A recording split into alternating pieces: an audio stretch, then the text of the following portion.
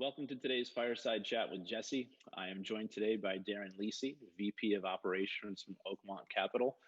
Daryn, thanks for joining me, man. Hey, great to be here, Jesse. Thanks for having me. Looking forward to it. Absolutely.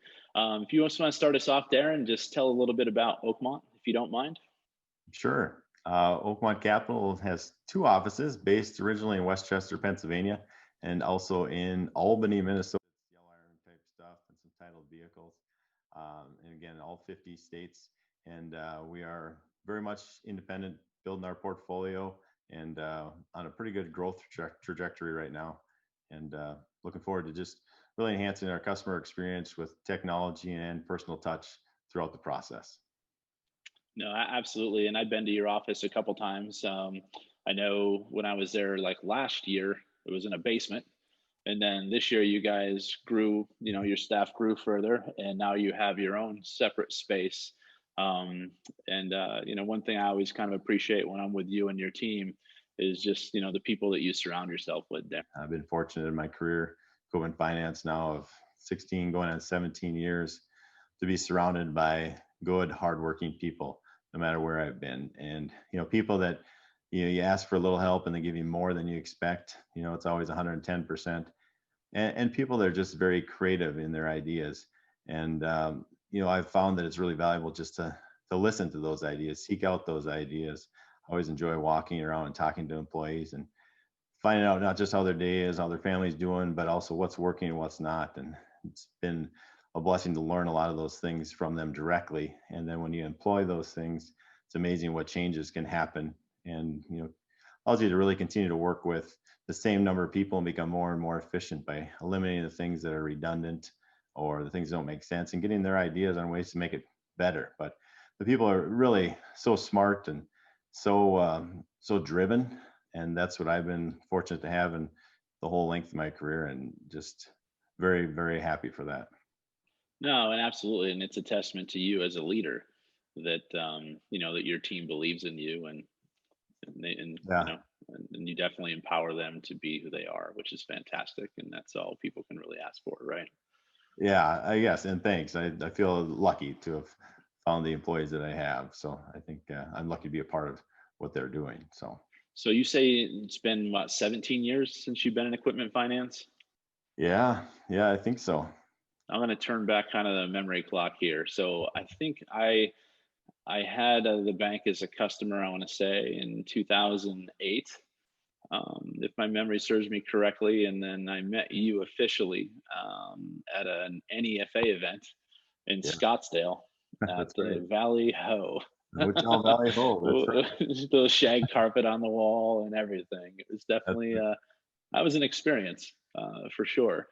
It But was. I believe I think at the time I was like the membership committee chair, and I want to say you entered the room, and I think the chair went from like two people to three people, and Yeah, you're right. And I think, yes, we had met before that, and you had invited me, encouraged me to go, and showed up, and we got there a little early, and you're like, hey, just come to the committee meeting. So it didn't seem like I really had much of a choice that day. So I just tagged along, but I'm glad you did bring me in there, because it was the spirit of involvement and community underneath was evident from then, starting back then. It was a lot of fun. It was a great first conference, and, helped us continue to build our friendship and working relationship too. yeah, and then fast forward 12 years later, and then congratulations, you're NEFA chair. I think still, right? At least till your term doesn't end probably till, or is it already ended? Just ended. Yes, Laura Just Crane ended. took over. So yep. Now immediate past president. Immediate. So Oh, okay, so you're still on the board. I get that, and you know, so what was that like? I'm sure you're all excited, ready to just tackle everything, and then both of your conferences get kind of taken away from you. Is that a blessing in disguise that you have to stand up in front of an audience or and hide behind a keyboard, or just what was that yeah, like? it's true. Probably stand up in front of people. I don't mind it, but probably for the people in the audience, it was a saving grace for them not to have to hear more from me. But no, Hey, it man, was I love your speeches, Daryn. They're yeah. fantastic. Thank you. Riveting, I know, always. I did have some killer jokes planned, I'm sure. But no, it was good. It was a lot of fun. It was a great experience. And yeah, I was very excited to become president last October at the annual meeting, and honored. It really is a privilege to serve in that role and to be on the board at all. But to be able to get to the president level was, once I got on the board, was a goal that I hope to get. And again, very thankful and blessed that I was able to do that. But yeah, you would love to have seen people in person, and not just because I was president, but it's a fun group and it's fun to socialize and network that way. And we had to cancel, and it was the right decision, obviously, as Right. we're still going through this right now. But it was always, every two months when the magazine would come out, the newsline, I'd write in there, yeah, look forward to seeing you at the spring conference. Look forward to seeing you. Well, at the spring conference, nope, now it's the fall symposium. So we missed you in the spring, and keep looking forward. And so I'm just going to keep saying, look forward to seeing you soon, and someday it's going to happen. It's So I like I look, didn't lie. I mean, I'm still here. yeah, exactly. So no, but it was fun, and it's a tremendous board of directors I get to work with, and executive director, and then we changed executive directors this year. And I Yep. think we're very fortunate. The search committee did a great job, and we found a tremendous leader in Chad Sluss, and he's going to be a great force for NEFA going forward. So I'm very happy about that. And we also rolled out a new website and changed to electronic voting. That I have to give kudos to Tracy Alfrey in my office here in Minnesota that helped put that electronic ballot together. So yeah, it was a fun year, even though it wasn't an in-person year. I feel like we had a successful year in planning Well, for and then maybe she could actually help our government. right. We'll leave it. We'll leave it at that. We'll leave it at that. That's not what these are about. Just like there's a better way though, doesn't it? Yeah, No, that's and I'm excited. The next opportunity that I'm going to be taking up as a full-time gig is going to get me back into being an active member in NEFA. So I'm good. excited to rejoin, even though I would never really left that association. Looking forward to being more of a contributor to it. So, Oh, good. We'd be glad to have you back. Always but will. just I kind of want to circle back. So, going from a bank to an independent, Mhm. just talk about that real quick. What are some of the, advantages of making that switch? And then also, what's the other side like? Sure. So advantages, there's coming from the bank, there's, on the independent side, obviously less regulatory or compliance concerns, although we still like to operate under those because we feel like it's valuable to our partners. But it's not quite as, the duty of reporting or monitoring isn't quite the same. And Right. again, we'll try to follow that. That was a little different. I think one advantages was lack of structure, or not structure. I shouldn't say that because there's very much structure, but the procedural written down, detailed, like this is how we're going to do it, always going to do it, wasn't there. And I think that's, somewhat an advantage not to have that, but also was a little bit of a disadvantage because when you're used to it, you come from that, you kind of expect to know exactly how to, one, to train somebody, or two, just to do it. So we're always doing it the same way, thinking ahead to, where do we really want to be? Right now, there's not much structure, but our plan is not to just maintain, it's to grow. And that's, always been the thinking. And to get there, in the back of my mind, I was thinking, okay, we got to make sure we have this document because someday somebody's going to want us to know exactly how many times we did this, how many exceptions we made. And so when that's Yeah. not there, it's desired by everybody. We just got to figure out how to get there. So that's definitely a difference. So an advantage, disadvantage there. One thing that was definitely different was the cost of funds and the availability of funds. So cost of funds changes immediately. Anybody that's independent or a bank knows that, or anybody in our industry, frankly. But the availability was the trick, because in the past it was just, you knew the money was there. You just got to find a place to put it. We were fortunate to have that, and so really relied on relationships to talk to people that you knew that it's totally a different side of the table now. You're looking to get that money. It's kind of interesting, actually, the people that you've met over the years in the industry through ELFA or NEFA or anywhere. Some that when you're at the bank, they all want to talk to you for one reason or another. When you leave, then some don't have the same value in talking to you, but then all of a sudden there's a whole different array of people that do, Yeah. from the funding sources to warehouse lines to Yeah, that kind of thing. absolutely. And it's great. That was probably the most fun, is just expanding relationships that had really good ones, but it got to take some to another level, because you're suddenly much more valuable, and vice versa.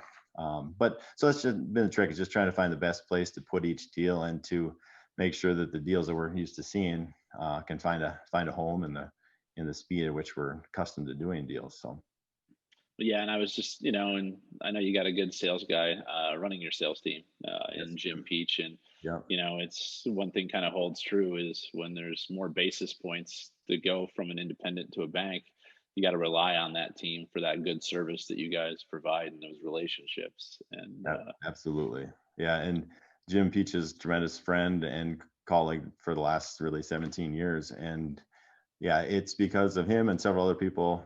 Well, actually, all the sales team and the relationships they have. It's something that we as a company value too. But it's so important. If you take care of them, they take care of you.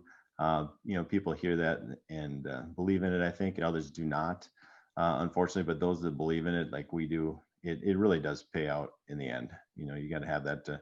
You can just help better each other so much if you just buy into what everybody's trying to accomplish themselves, and help you help them, kind of thing. You help them, they help you. So it's just a very, very nice thing to have relationships, and Jim and his team have done a nice job with that as we've transitioned. So no, no, and I agree. And so when we first went down this path, I want to say, like I said, I think it was 2008. The one thing I noticed at the bank, it was you guys were offering e-signature, which traditionally at that time, why everyone was doing on the consumer side, mhm. traditionally banks were, I don't want to do that. Obviously, you're an independent now, so that's a different mindset. But that was one thing I always appreciated you from an operational perspective. It's that helps your sales team, Mhm. right? I mean, it's like, how do Absolutely. we get this deal off the street faster? Mhm. How do we eliminate some of the paper trail? And Yeah. that was great. Have you noticed any difference in that going from a bank environment to being an independent?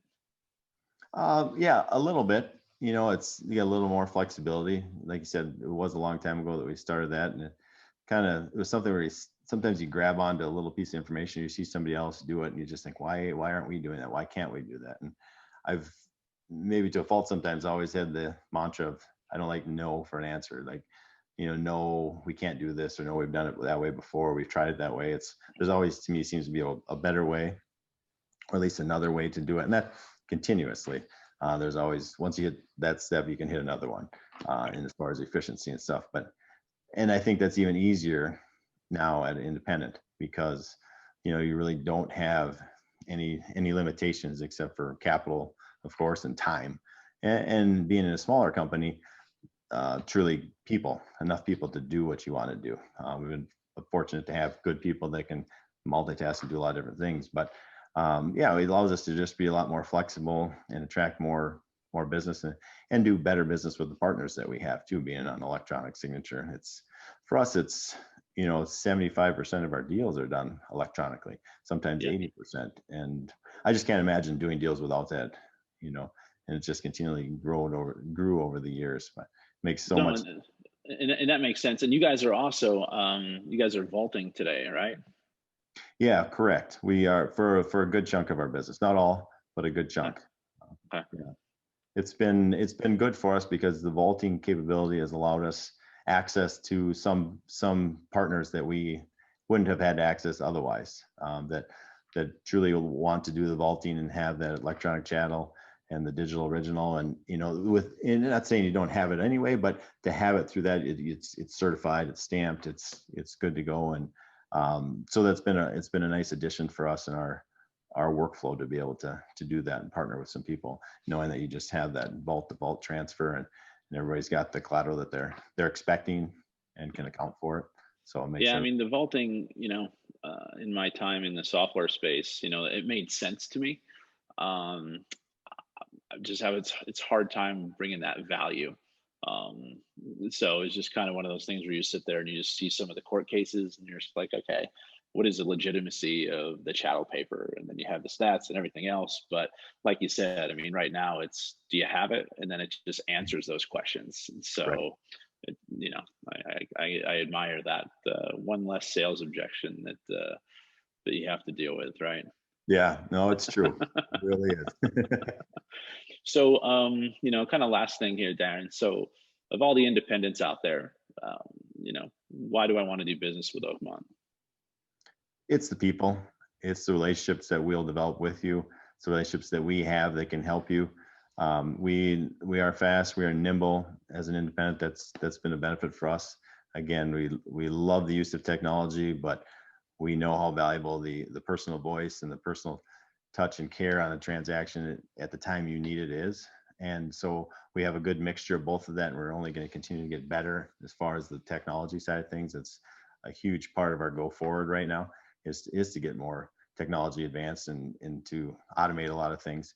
But it's the people that are going to be there when you need something done. We're going to already have it done before you're anticipating it. So we'll under promise and over deliver. And a lot of people say that, but we truly do execute on it that way. And that again is the people. And so it's working with a good group of people that not only do you enjoy doing business with them, but you can have a conversation with them and feel, that you trust them and that we can benefit you somehow by providing you some advantageous information or consulting that maybe you wouldn't have gotten otherwise, and we go above and beyond. So we truly make it possible with the people that we do business with. No, absolutely, and you definitely have the right team around you for sure, both in PA and in Albany, Minnesota, not Albany, New York. That's right. No, very fortunate. Great people throughout the organization. Well, excellent, Daryn. Well, kind of lastly here, I'll just, what's up with this? What does Jennifer think of that? All I can say is before you answer, that would take me about 4 months, and it would be 4 different colors, with probably the majority of it being gray. So good for you and being able to grow that. But yeah. Yeah, thanks. No, it's something that just in the last few years, and maybe partly because you're at an independent now, it can grow this beard out. It's a test every year to see how much more gray or white it will be. And I've got the lighting as such right now, just so you can't tell, but there is definitely some of it in. Zoom is magical, man. You can do a lot of things. However, I'm a lost cause here. So I will say that Jen doesn't mind when December 1st comes around and I shave it, but I enjoy it for now. And it's a good change. It's a fun time of year to do it. So that's great. That's great. Well, thanks again for your time today, Daryn. I'm just gonna, do a little cheers here to you, sir. Thank you very much, man. All right. Have a good one. Thank you, Daryn. All right. Take care. You. All right. Bye. Bye.